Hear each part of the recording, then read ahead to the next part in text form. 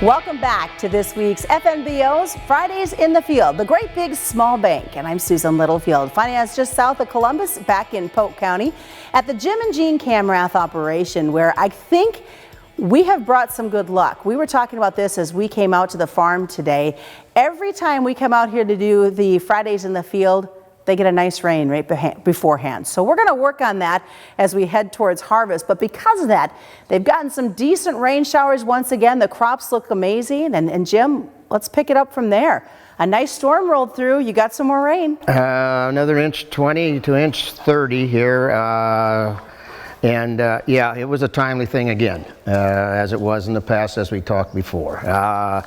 And again, we had the alfalfa put up. That's always a good thing.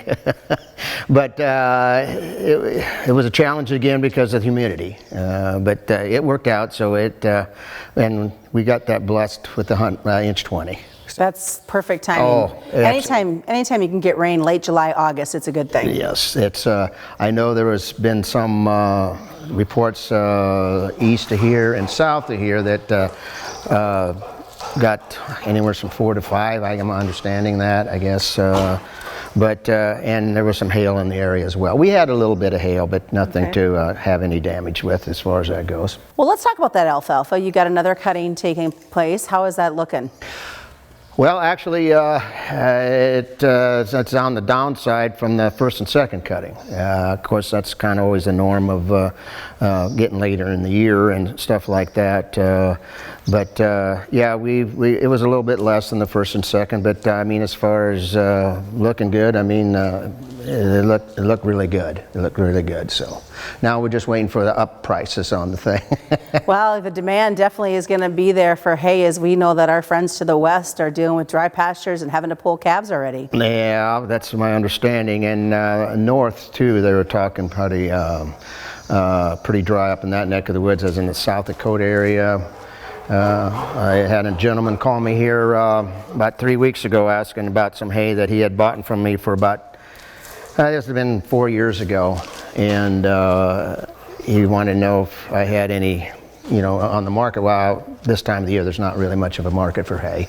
Right. But he said at this time, he was given $150 to $160 a ton.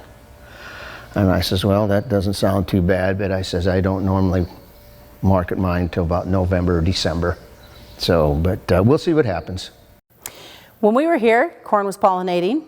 Yes. You definitely got the ears on there now. Yes. How are those ears on this corn looking? Yeah, they're filling out pretty good. We've been doing some checking. My son and I have done some checking on the ears, and they've filled out pretty good. We sprayed for rust. It's been about a week ago now. Didn't spray for any insects. They kind of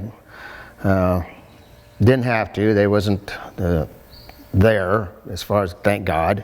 Mm-hmm. But the rust was coming up, I was told, from the south, so it was recommended to spray for the rust. But the ears, there's a lot of stalks that have a couple ears on, and even if those secondary ears have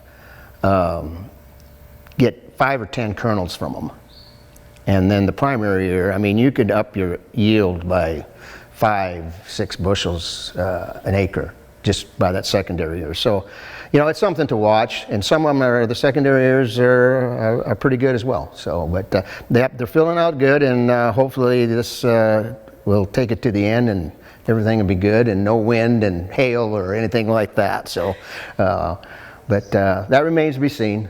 So we can't come out to the Kamrath operation without doing a pumpkin update. And how are those pumpkins looking? Because I'm ready to start decorating for fall.